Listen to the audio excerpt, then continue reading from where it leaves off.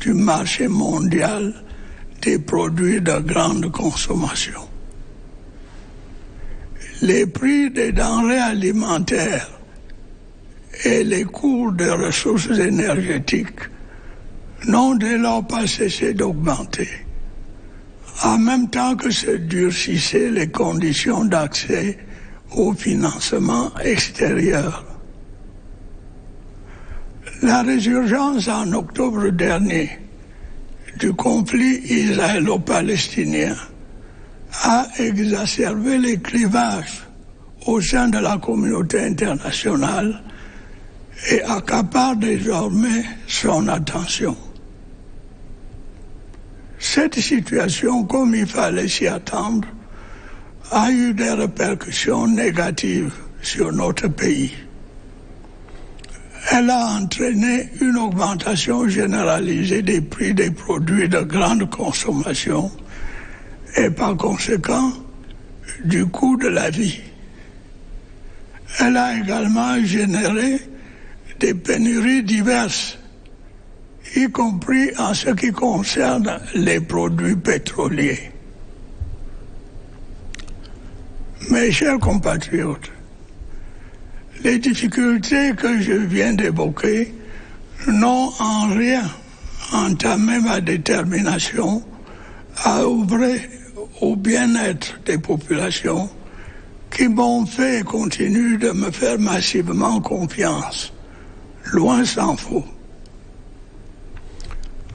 Malgré le contexte défavorable, le gouvernement a, sous mon autorité, poursuivi son action avec une détermination accrue.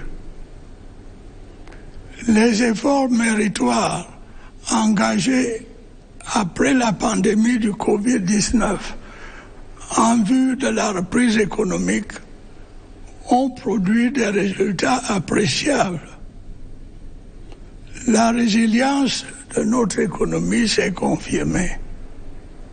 À preuve, notre taux de croissance a continué de progresser et est estimé à 3,9% en 2023, grâce notamment aux performances du secteur non pétrolier.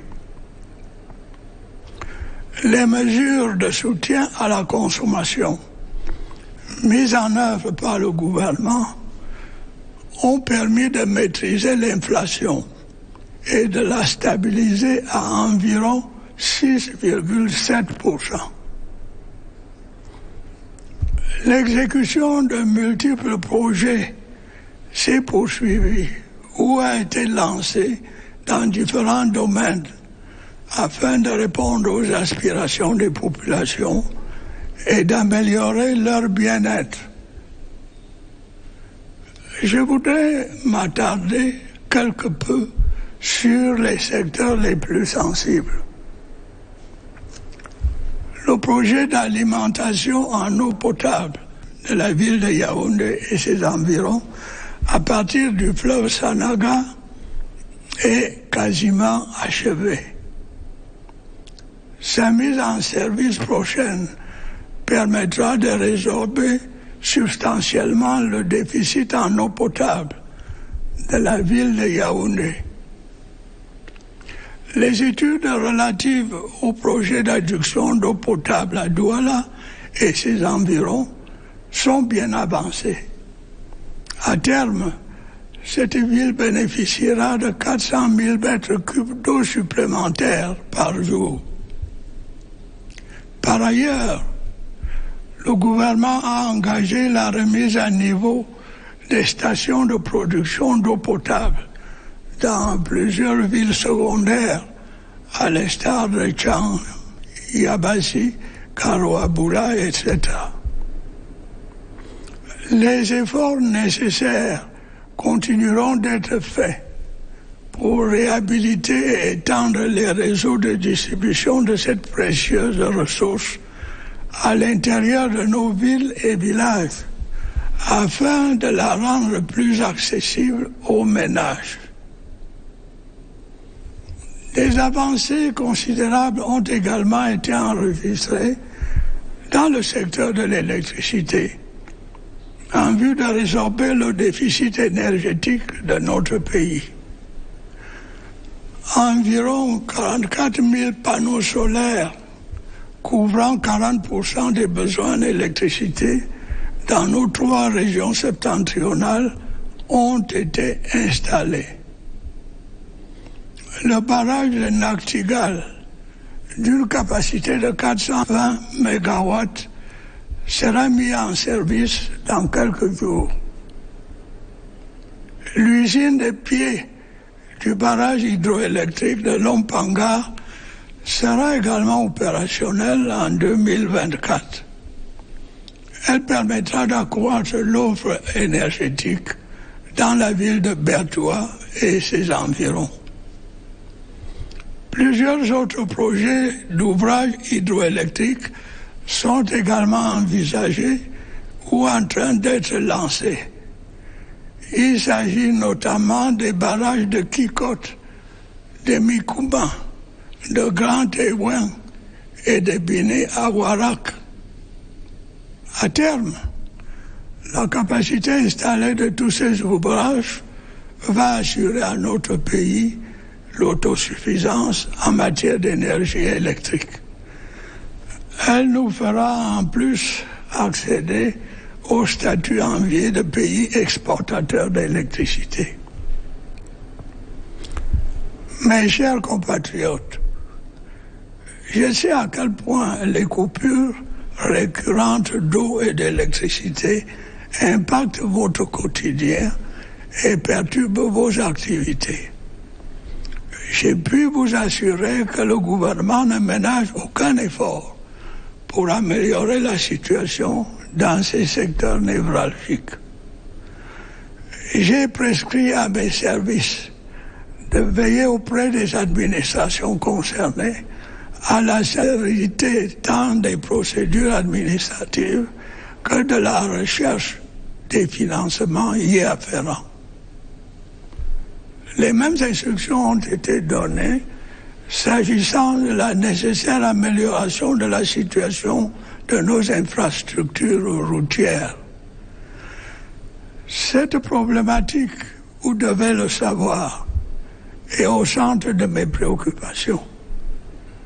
Les défis en la matière sont nombreux. L'insuffisance des ressources financières en étant l'un des plus aigus. Il me plaît toutefois de constater que dans ce secteur également, nous progressons inexorablement. Je me réjouis ainsi de ce qu'au cours de l'année qui s'achève, plus de 700 km de routes ont été bitumées ou réhabilitées sur toute l'étendue du territoire national. De nombreux ouvrages d'art ont également été construits à cette occasion. Les travaux de construction de la boucle de la Léquier, ainsi que des routes Kumba et Kondotiti et Babajou-Bamenda ont démarré et vont se poursuivre à un bon rythme. S'agissant de la route Ebolva-Kribi, les négociations avec les bailleurs de fonds qui ont longtemps achoppé sur les questions environnementales sont finalement en train d'aboutir. Toutes les dispositions nécessaires seront prises pour que la construction de cette route, tant attendue par les populations concernées, démarre effectivement en 2024. J'ai récemment donné des instructions en vue de la réhabilitation de la route Gaoundéré-Garoua. Les négociations se poursuivent également avec nos partenaires financiers en vue de l'achèvement des travaux de construction de la route Mora-Dabanga-Kousseri et de la réhabilitation des routes Edé-Akribi et Douala-Bafoussam. La réfection des voiries urbaines se poursuit dans les villes de Maroua et de Ngaoundéré. Le programme y afférent va s'étendre à d'autres capitales régionales. Les projets autoroutiers ne seront pas en reste au cours de l'année qui s'annonce, avec notamment le démarrage de la construction de la section urbaine de l'autoroute Yaoundé-Simalène et celui de la phase 2 de l'autoroute Yaoundé-Douala. En outre, face à la dégradation de la situation en la matière, j'ai prescrit au gouvernement de trouver en urgence une solution pérenne au problème du ramassage des ordures ménagères dans nos villes, en collaboration avec les communes et les communautés urbaines. Camerounaises, Camerounais, mes chers compatriotes, au cours des dernières semaines, vous avez été confrontés à une pénurie de produits pétroliers qui vous a causé de nombreux désagréments. Pour faire face à cette situation, j'ai prescrit au gouvernement des mesures urgentes permettant d'assurer l'approvisionnement continu du marché. Les difficultés du secteur sont toutefois plus larges et plus complexes. Vous devez savoir que dans le but de maintenir les prix à la pompe à leur niveau actuel, qui est largement inférieur à celui pratiqué dans les pays voisins, l'État doit, au prix d'importants efforts financiers, fortement subventionner les importations de produits pétroliers. Le poids de ces subventions pèse lourdement sur notre budget et rétrécit considérablement les ressources dont nous avons le plus grand besoin pour apporter des réponses aux autres problèmes auxquels nos populations sont confrontées. L'année dernière, le gouvernement a été amené à procéder à un léger relèvement des prix des carburants à la pompe. Grâce à cette mesure, la subvention des produits pétroliers, qui était de plus de 1000 milliards de francs CFA en 2022, a été réduite à environ 640 milliards de francs CFA en 2023. Cependant, cette subvention continue de peser significativement sur le trésor public. Nous n'aurons très certainement pas d'autre choix que de la réduire de nouveau. Nous verrons néanmoins à ce que les ajustements nécessaires n'impactent pas substantiellement le pouvoir d'achat des ménages. À terme, la réhabilitation de la Sonara, dont j'ai prescrit l'accélération, devrait contribuer à améliorer la situation dans le secteur. Mes chers compatriotes, il est loisible de constater que malgré la bonne volonté des pouvoirs publics, la mise en œuvre des différents projets devant permettre de répondre aux aspirations de nos populations se heurte à une contrainte majeure, celle de l'insuffisance des ressources financières nécessaires. C'est la raison pour laquelle je n'ai de cesse de prescrire au gouvernement la rationalisation des dépenses publiques, de même que la recherche des voies et moyens supplémentaires d'accroître les ressources publiques. S'agissant de la réduction des dépenses publiques, j'ai fermement réitéré au gouvernement mes instructions antérieures visant à réduire les dépenses de fonctionnement. La lutte contre la corruption et les détournements de deniers publics est très clairement un impératif pour la préservation des ressources publiques. Elle va connaître une intensification notable au cours de l'année qui s'annonce. Le plan triennal intégré d'import-substitution pour la période 2024-2026 que j'ai prescrit au gouvernement participe également de mon souci de permettre à notre pays d'économiser de précieuses ressources. Ce plan, en renforçant notre souveraineté alimentaire, devrait réduire l'impact négatif des importations sur notre balance commerciale.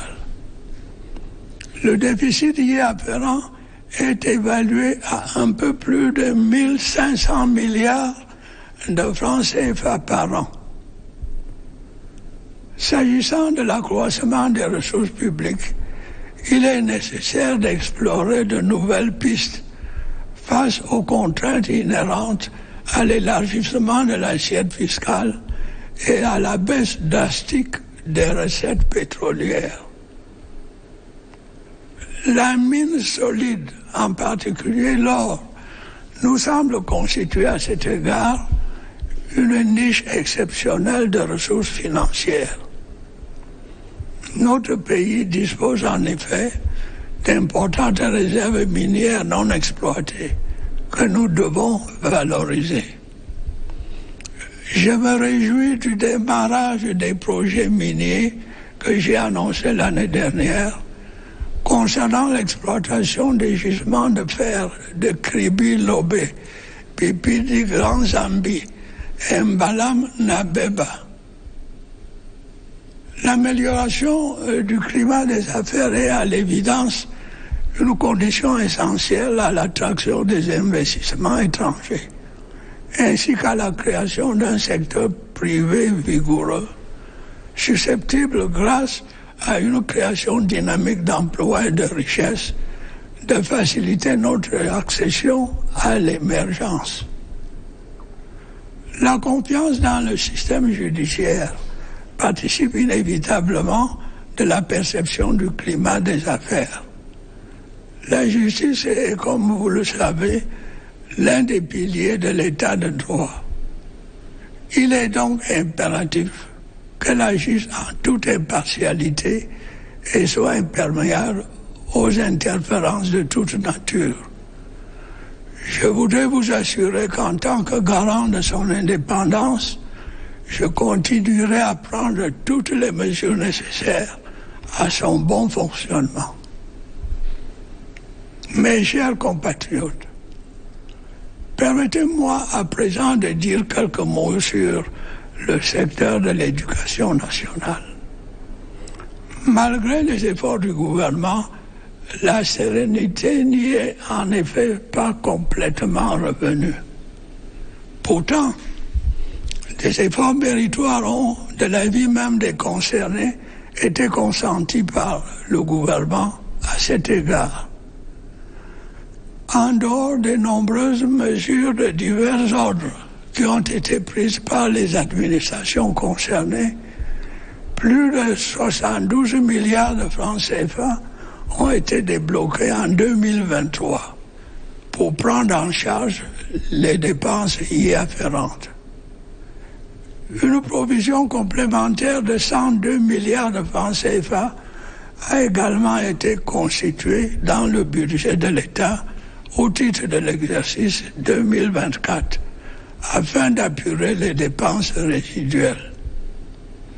Il sera dès lors difficilement admissible que l'éducation de nos enfants continue d'être prise en otage par une frange d'enseignants dont les motivations réelles semblent s'écarter des objectifs affichés. Je voudrais être clair à cet égard.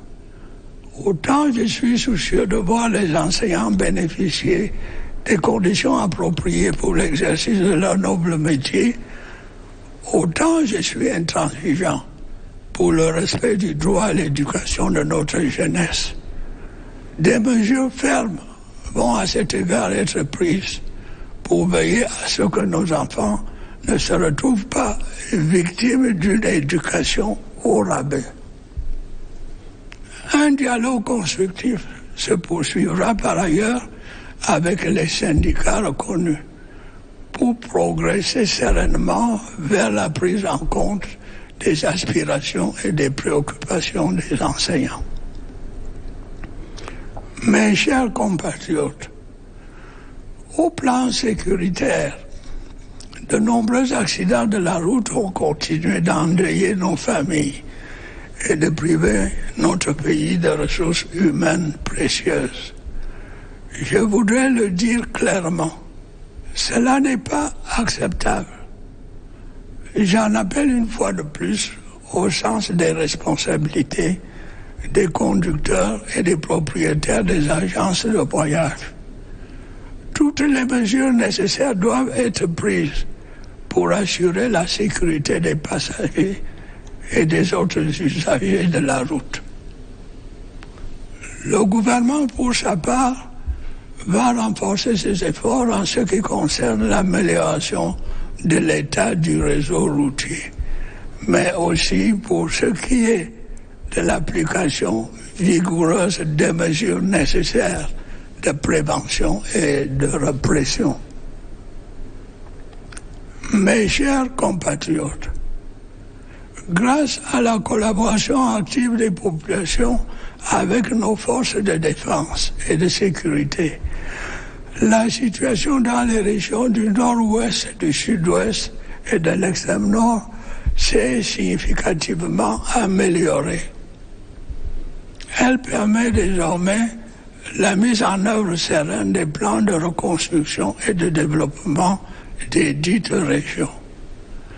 Les exactions criminelles des terroristes n'ont cependant pas totalement disparu. Les populations civiles en sont malheureusement les principales victimes. La ville de Bamfé a été, le 6 novembre 2023, le théâtre du massacre barbare d'une vingtaine de civils en pleine nuit. Je condamne avec la dernière énergie de telles atrocités qui défient la raison et qu'aucune cause ne saurait justifier.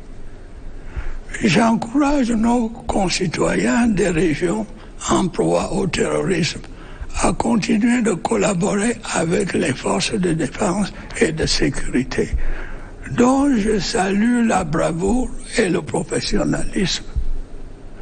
Je réitère à l'endroit des groupes armés mon appel à déposer les armes et à rejoindre les centres de désarmement, de démobilisation et de réintégration. Je note avec satisfaction qu'un nombre croissant de ces combattants a effectivement répondu à cet appel ces dernières semaines. Quant à ceux qui persistent dans la voie criminelle, qu'il s'agisse du terrorisme ou du grand banditisme, le sort qui les attend n'est pas enviable.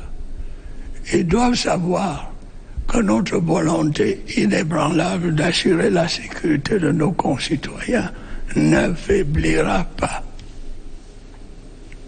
Camerounaises, Camerounais, mes chers compatriotes, dans quelques semaines, nos chers lions indomptables participeront à la 34e édition de la Coupe d'Afrique des Nations de football qui se déroulera en Côte d'Ivoire.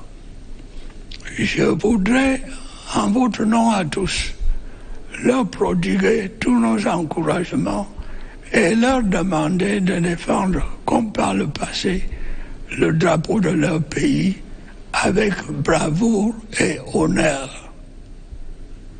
Je vous souhaite à toutes et à tous une bonne et heureuse année 2024. Vive la République, vive le Cameroun.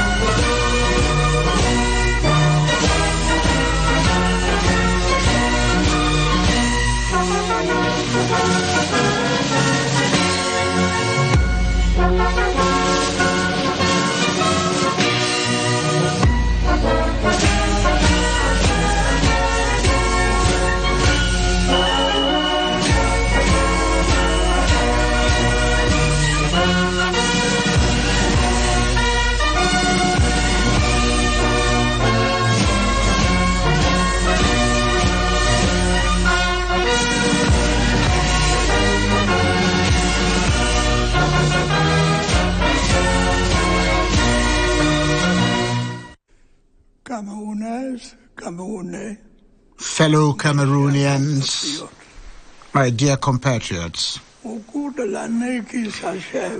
the past year, which is drawing to an end, our country has been faced with numerous challenges.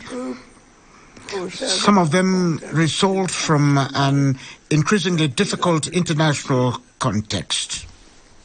Others are due to purely domestic issues, most of which are long-standing.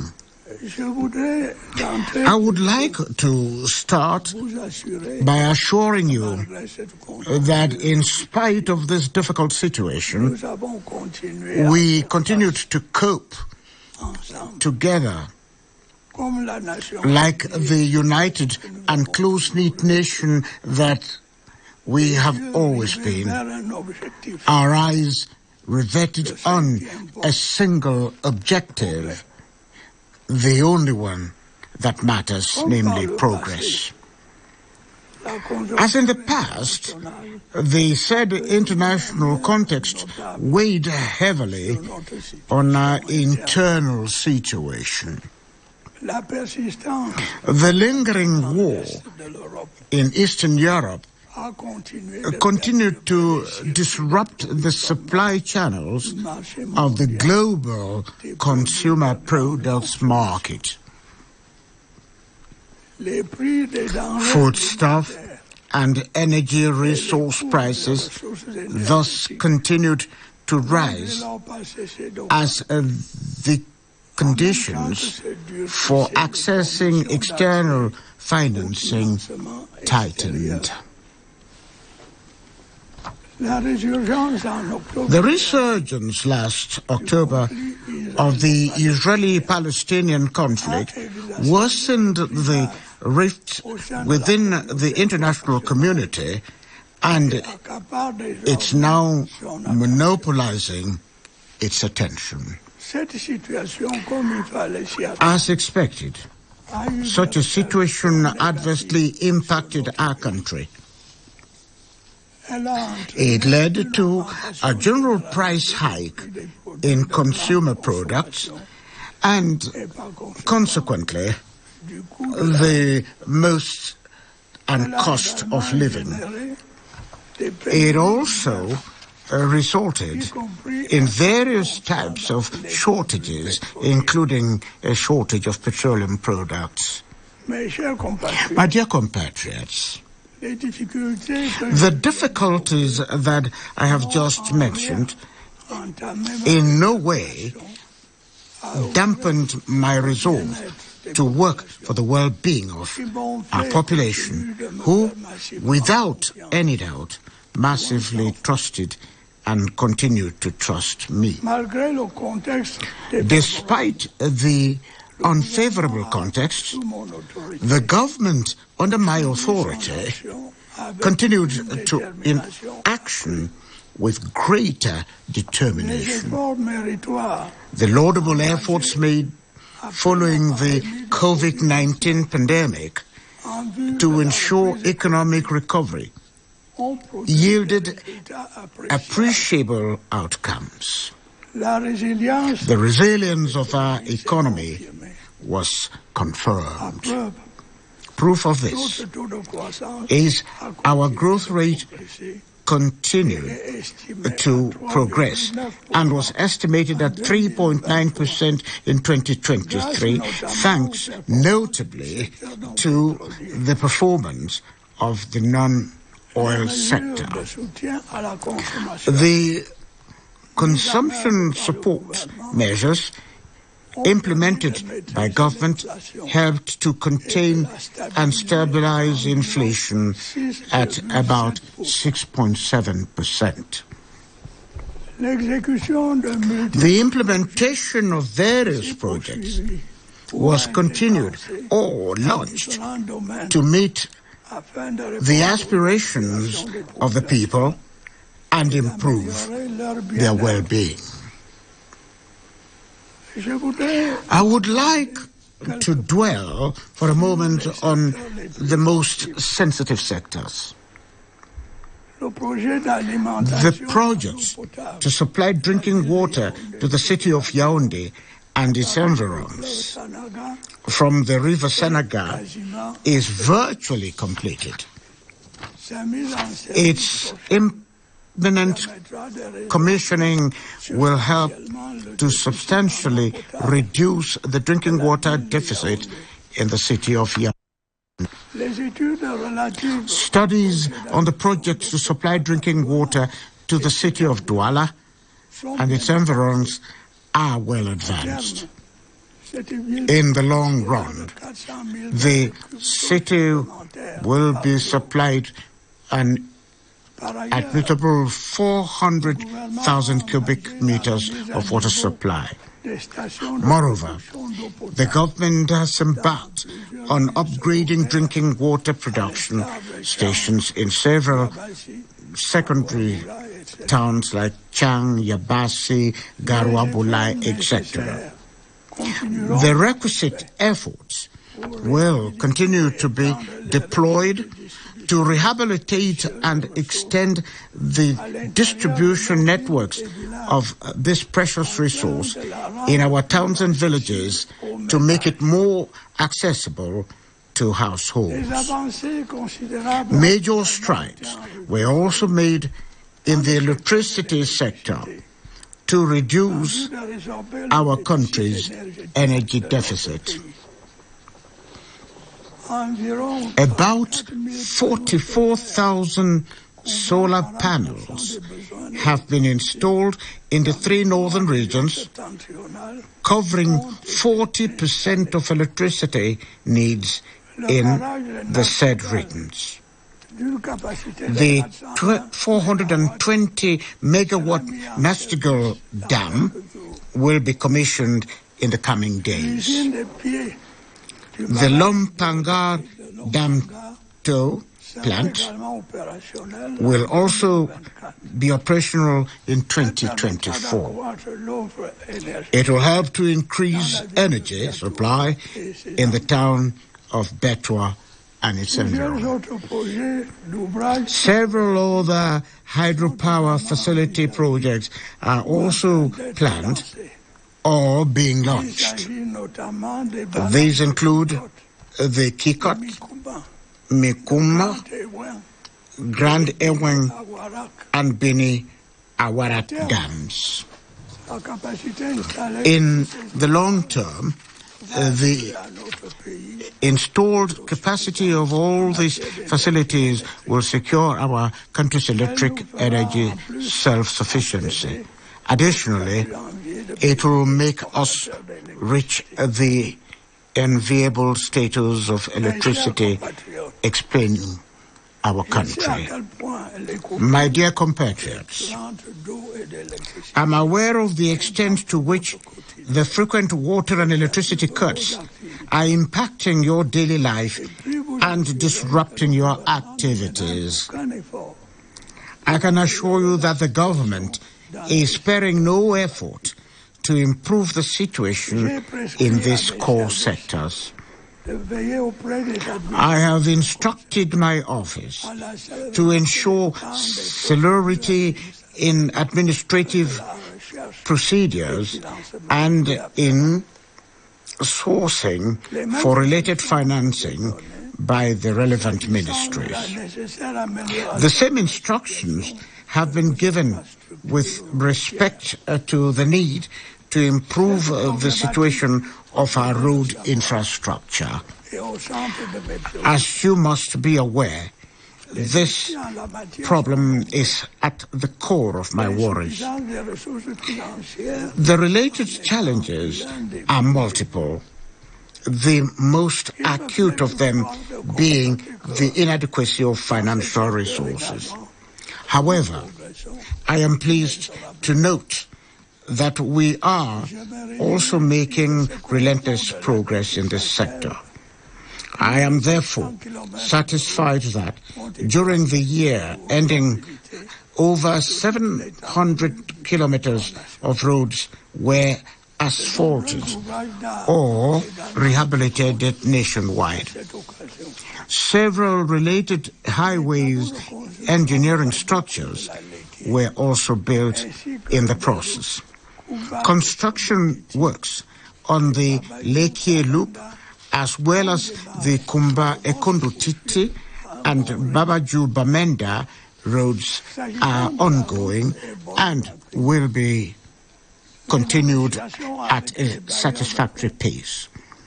Regarding the Ebolova-Kribi Road, negotiations with donors, which for long were stalled by environmental issues, are finally being concluded. All the requisite measures will be taken to ensure that the construction of this road, so eagerly awaited by the population concerned, effectively starts in 2024. I recently issued instructions for the rehabilitation of the Ngaoundéré-Garoua road. Negotiations are also ongoing with our financial partners for the completion of the construction works on the Mora Dabanga Kuseri road and the rehabilitation of the Edea Kribi and Douala Bafoussam roads. The repair of urban road networks is continuing in towns of Marwa and Ngaoundéré. The related program will extend to other regions. Motorway projects will not be left out during the coming year, with particularly the launching of the construction of the urban sector of the Yaoundé-Simaleng motorway and that of phase 2 of the Yaoundé-Douala motorway.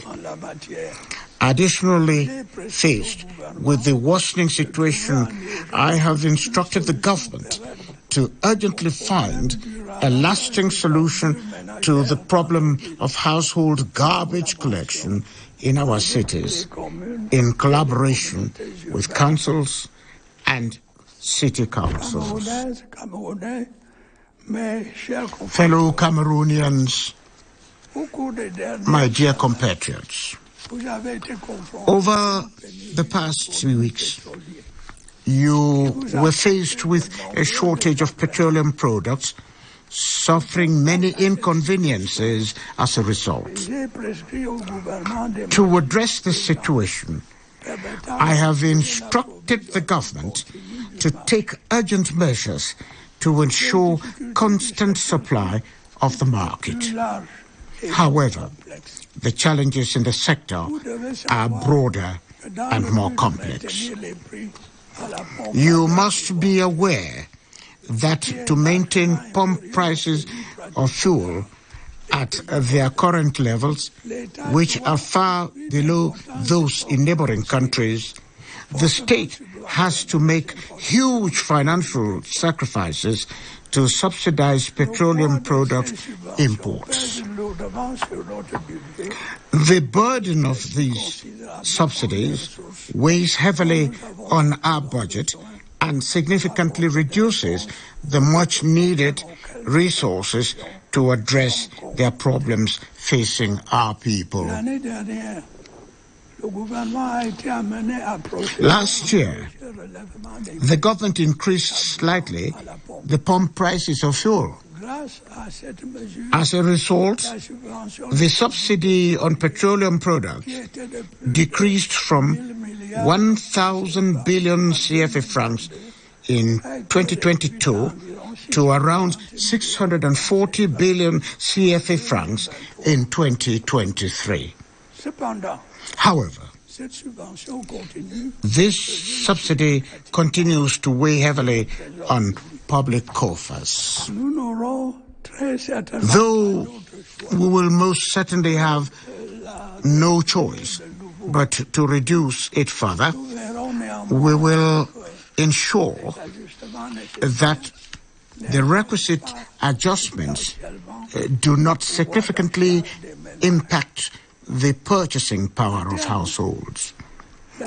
Ultimately, the rehabilitation of Sonara, which must be expected as I have instructed, should help to improve the situation in this sector. My dear compatriots, despite the government's goodwill, it is clear that the implementation of various projects to meet our people's aspirations faces a major impediment, namely inadequacy of the required financial resources. This is why I have repeatedly ordered the government to streamline public spending and find new ways and means of boosting public resources. Regarding the reduction of public spending, I have strongly reiterated my previous instructions to the government to reduce recurrent expenditure.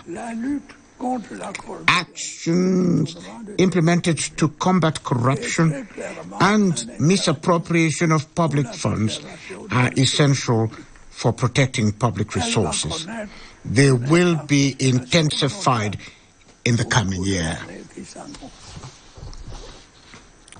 The 3-year integrated import substitution plan of 2024 to 2026, which I have instructed the government to implement, is also part of my effort to enable our country to save on these precious resources. This plan should help to reduce the negative impact of imports on our trade balance by strengthening our foreign sovereignty. Its deficit is estimated at just over 1,500 billion CFA francs per year. To increase such resources, there is a need to explore new avenues given the constraints of broadening the tax base and the slump in oil revenue. In this regard, solid minerals, especially gold, appear to be an excellent niche for financial resources. Our country is richly endowed with minerals, resources, and need to be exploited. I am delighted that the mining project I announced last year for the development of the Kribi Lobe, Bipindi, Grand Zambi, and Mbalam Nabeba iron ore deposits have been launched. Improving the business climate is clearly a prerequisite for attracting foreign investment and creating a robust private sector that should facilitate our transition to emergence through dynamic job and wealth creation. Trust in the judicial system is inevitable for perception of the business climate. As you are aware, the judiciary is one of the pillars of the rule of law. Therefore, it is imperative that it should act with complete impartiality and should be impervious to any interference. I would like to assure you that as guarantor of the independence, I will continue to take drastic measures against that. My dear compatriots, allow me to say a few words about the national education sector. Despite the government's effort, calm has been fully restored therein. Yet, according to stakeholders, the government has made commendable efforts in this regard. In addition to the various types of measures taken by the relevant ministries, more than 72 billion CFA francs was disbursed in 2023 to cover related expenses. An additional amount of 102 billion CFA francs has also been provided in the state budget for the 2024 financial year to cover residual expenditure. Therefore, it will be difficult for us to accept that a handful of teachers who seemed to have ulterior motives should continue to hold our children's education hostage. Let me be clear on this issue. As much as I am committed to ensuring that teachers practice their noble profession under appropriate conditions, I am equally uncompromising about respect for the right of our young people to education. Strong measures will be taken to ensure that our children do not fall victim to substantial education. Constructive dialogue will also be pursued with the recognized trade unions to address the aspirations and concerns of teachers in a peaceful manner. My dear compatriots, regarding safety, numerous road accidents continue to plunge families into mourning and rob the country of precious human resources. I want to make it clear that this is unacceptable. Once again, I appeal to the sense of responsibility of drivers and bus service operators. All necessary measures must be taken to ensure the safety of passengers and other road users.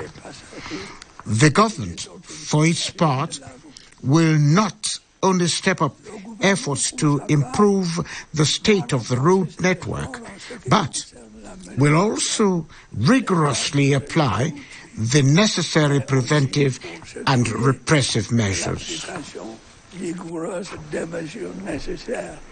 My dear compatriots, thanks to the people's active cooperation with our defense and security forces, the situation in the northwest, southwest, and far north regions has improved significantly.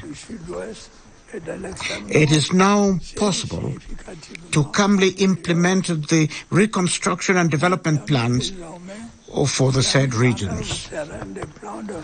However, atrocities committed by terrorists have not completely disappeared. Unfortunately, civilians are the main victims. On the 6th of November 2023, the town of Manfi was the scene of a barbaric massacre of some 20 civilians in the middle of the night.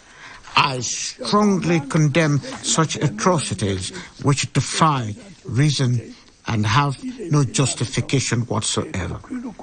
I encourage our fellow citizens in the regions affected by terrorism to continue to cooperate with the defense and security forces, whose courage and professionalism I salute.